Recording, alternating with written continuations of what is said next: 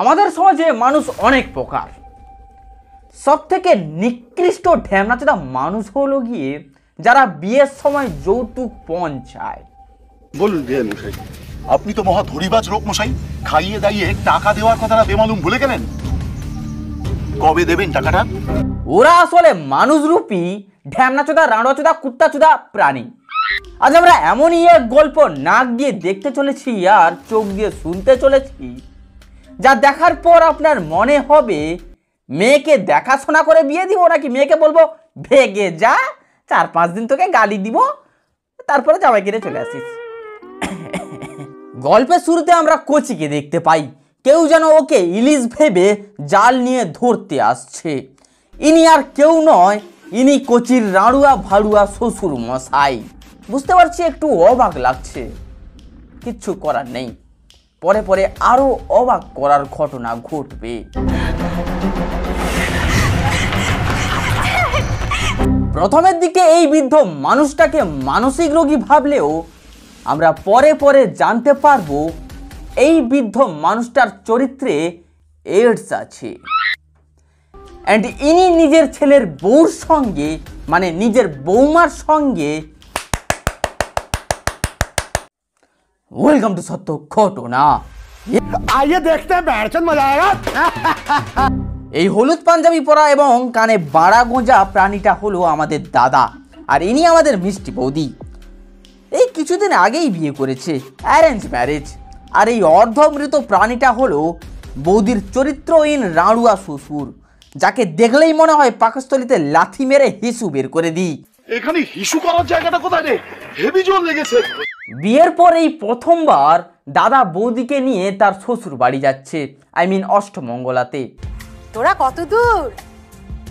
সব ঠিক আছে তো? এই তো গলসিতে চায়ের দোকানে, মেমারিতে ঢুকবো। বাট আমি এটা বুঝতে পারি না, অষ্টমঙ্গলাতে শ্বশুর কেন যাচ্ছে? আবে বুড়া, তুই কেন যাচ্ছিস মা? তোর চায় থু। চল। ওই বিষাদ মাখা মেয়েটার নাম বর্ষা।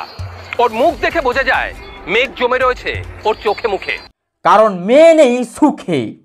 এটা আমার চ্যানেল, আমার এপিসোড, আমি বলবো, ইউ গেট। মেয়েটির বয়স মাত্র 18 বছর। আমাদের গ্রামের দিকে মেয়ের বয়স 18, স্কুল শেষ করেছে, এ ভাগারে, বিদায় কর বিদায় কর। ঠিক এইভাবে বিদায় করা হয়েছিল বর্ষাকে একটা বড়লোক বাড়ির ছেলে দেখে। বর্ষার মা বাবা ভেবেছিল এবার মেয়েটা স্বামী সংসার নিয়ে ঘর করবে। ওদিকে শ্বশুর বলে স্বামী নিয়ে ঘর পরে করবে, আগে আমাকে নিয়ে করো। অবশেষে 3 জন বউয়ের বাবার বাড়িতে পৌঁছায়। মেয়ের শ্বশুরকে দেখে বৌদির বাড়ির সবাই অবাক হয়ে যায় আর মনে মনে গুষ্টি পিণ্ডে চটকাতে থাকে। সারা বুড়া, তোর কোনো মান সম্মান নেই, তোর কোনো লজ্জা নেই, ছেলের সঙ্গে চলে এসেছিস অষ্টমঙ্গলাতে, মানে তুই তুই কি কুত্তার পর্যায়ে বলিস? ভাগ শালা হারামজাদা বুড়া। এ আবার কেমন ধারা মা? অষ্টমঙ্গলাতে মেয়ের বাড়িতে শ্বশুর, এ কেমন ধারা আচার? কি আর করা যাবে, বৌমাকে ছাড়া শ্বশুর এক বিন্দু থাকতে পারে না। বাড়িতে যখন কুত্তা চলে এসছে, কি আর করা যাবে, 2-4 দিন ভাতের সঙ্গে মাংসের রসা গুলিয়ে খাইয়ে দিব। আসুন আসুন আসুন, আসুন আসুন।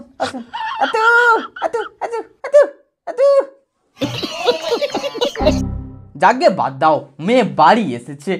আয় মা, বুকে আয় মা, তোমায় ছাড়া বৌদির বাবা গরিব হতে পারে, বাট মানুষ হিসাবে আমার মতোই ভালো। তাই জিজ্ঞাসা করে গুষ্টিকে নিয়ে এলে না সারা? জামাইয়ের সাথে বল ছিটতে চলে আসছো অষ্টমঙ্গলাতে শ্বশুর মশাই। সারা তো কোনো মান সম্মান আছে? হ্যাঁ সারা, এখন মেয়ে যাবে একটু নিজেদের ভেতর সময় কাটাবে না, আপনার কি মনে হয়? আমার তো মনে হয় বাবুনেরও আসার কোনো দরকার ছিল না, বৌমাকে আমি একাই নিয়ে আসতে পারতাম।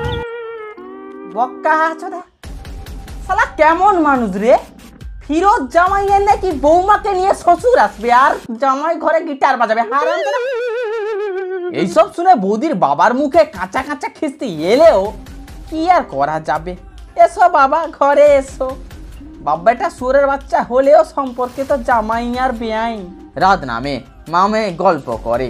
আর 5টা মায়ের মতো কাকিমাও জিজ্ঞাসা করে, কি রে কোটি, জামাই কেমন, ভালোবাসা দিচ্ছে তো, শ্বশুর বাড়ির লোকজন কেমন, শ্বশুর কেমন। এদিকে মেয়েও আর কি বলবে, নতুন বিয়ে হয়েছে, শ্বশুর বাড়ির লোক শুয়ারের বাচ্চা হলেও বলতে হয় ও বাড়ির সবাই খুব ভালো, যত্নে রাখে আমায়, কোনো অসুবিধা হয় না মা, আমি খুব সুখে আছি মা, আমি খুব সুখে আছি। কি আর বলবে, বাবা মা ভালো ছেলে দেখে দিয়েছে, ছেলের সঙ্গে ছেলের বাবাও জাল ফেলে দেয়। কাকিমা বলে, তোকে দেখে যেন মনে হচ্ছে পুরো শুকিয়ে কিশমিশ হয়ে গেছিস, সোনা দানা দানা কিছু পরিসনি কেন রে মনা? আমি বলুম না, আমার শরম করে। এইসব বলতে বলতে কাকা এসে বলে, আরে যাও যাও, জামাইকে মাংস আর তার বাবাকে হাড়া দিয়ে আসো, চুষে চুষে খাবে। খাওয়া দাওয়া শেষ হয়, বুড়ো শ্বশুরের পেট ভরলেও খিদে মেটে না। কিন্তু পেট ভরলেই কি আর খিদে মেটে? হঠাৎ করে কাকা এসে বলে, জামাই যাও, তোমার বিছানা হয়ে গেছে, পোঁদ উল্টে শুয়ে পড়ো। আরে বিয়াই মশি, আপনি কোথায় যাচ্ছেন? হ্যাঁ, আপনার বিছানাটা এখনো হয়নি, আপনি এখানে গান মারান, একটু ওয়েট করুন, বিছানাটা হচ্ছে। সে কি, আমাদের 3 জনের বিছানা এক ঘরে করেননি? বাদ দিন, আমরা 3 জনে এক ঘরেই শুয়ে পড়বো। ভাই আমি ঠিক শুনলাম? আমরা 3 জনে এক ঘরেই শুয়ে পড়বো। বৌমা জামাইয়ের খাটে শ্বশুর শোবে? সে কি, জামাইয়ের সাথে আপনি শোবেন? কাকা মনে মনে মামাসি এক করলেও কিছু বলতে পারে না, কি বলবে, বড় লোক বিয়াই, এক বিছানায় জামাই বৌমা শ্বশুর, মাঝরাতে শ্বশুরের সুসুড়ি জাগে। কচি মেয়েটার মানসিক অবস্থা চুরে চাট, শ্বশুর ভাবছে বৌমার সাথে ভাঙবে খাট, বুড়ো তোর নরকেও ঠাঁই হবে না রে। সকাল হয়, সবাই খুব চিন্তিত রাতের ব্যাপারটা নিয়ে। তারপর আমরা জানতে পারি যা হচ্ছে তা ওই 2 লাখ দিতে পারিনি বলে বুঝতে পারছি। বাবা, আপনি 4 লাখের জায়গায় 2 লাখ দিয়েছেন, সেটাও কি কম? মেয়ের বাপ 2 লাখ দেয়নি বলে মেয়ের সাথে শুয়ে শোধ করবে ভাবছে। হারামজাদা এমন বাপ আমার হলে ভাই আমি গাড়ে গুলি করে মেরে দিতাম। কি আর করা যায়, গাড়ে তো বাস ঢুকে গেছে।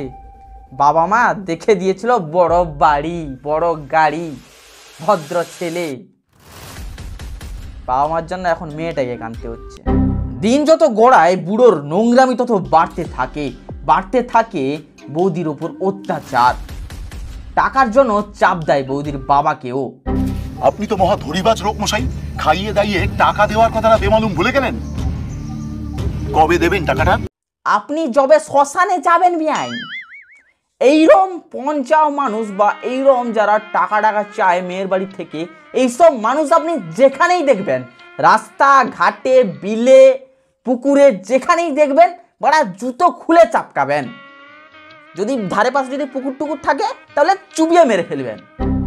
এদিকে বাড়ির সবাই চিন্তিত, ওদিকে মেয়ের ওপর অকথ্য অত্যাচার শুরু হয়। স্বামী শ্বশুর দেওর সবাই মিলে মারতে থাকে মেয়েটাকে। অত্যাচারের একটাই কারণ, বিয়েতে 4 লাখ দেওয়ার কথা ছিল, 2 লাখ দিয়েছে, 2 লাখ দিতে পারেনি। সঙ্গের মতো দাঁড়িয়ে আছো কেন? গতটাকে একটু নাড়াও না, যাও না, যাও।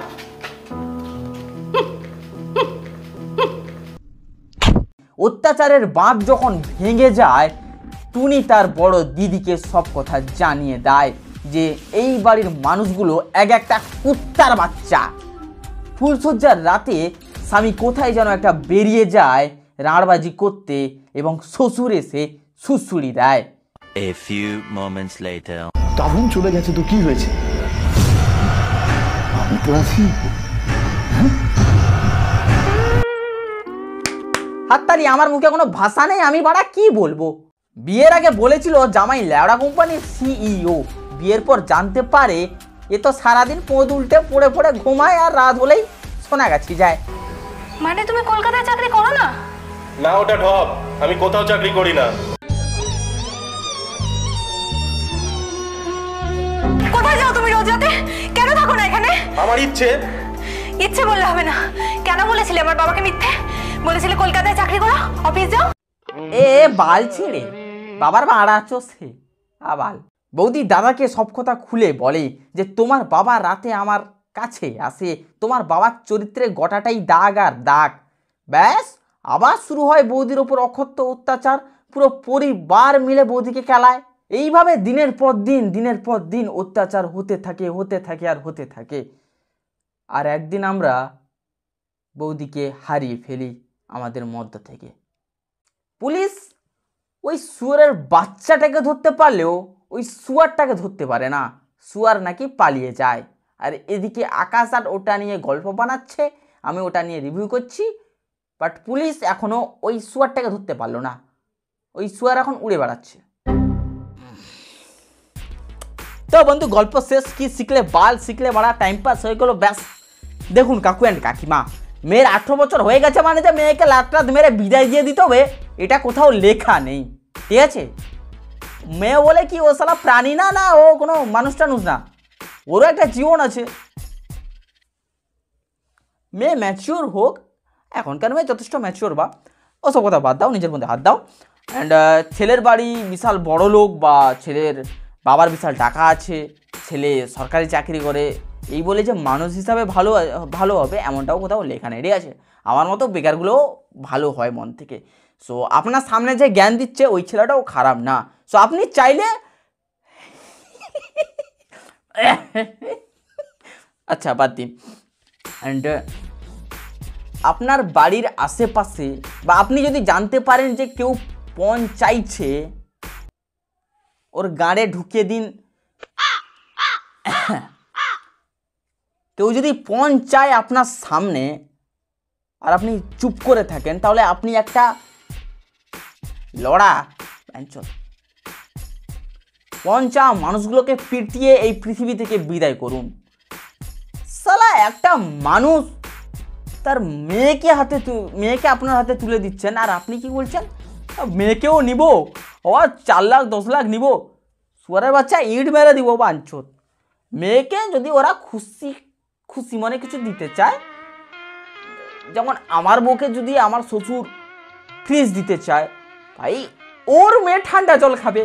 আমার বউকে যদি ওর শ্বশুর যদি এসি দিতে চায়, ওর মেয়ে ঠান্ডা হাওয়া খাবে। আমার কি ভাই, আমার কিছু না। টাটা।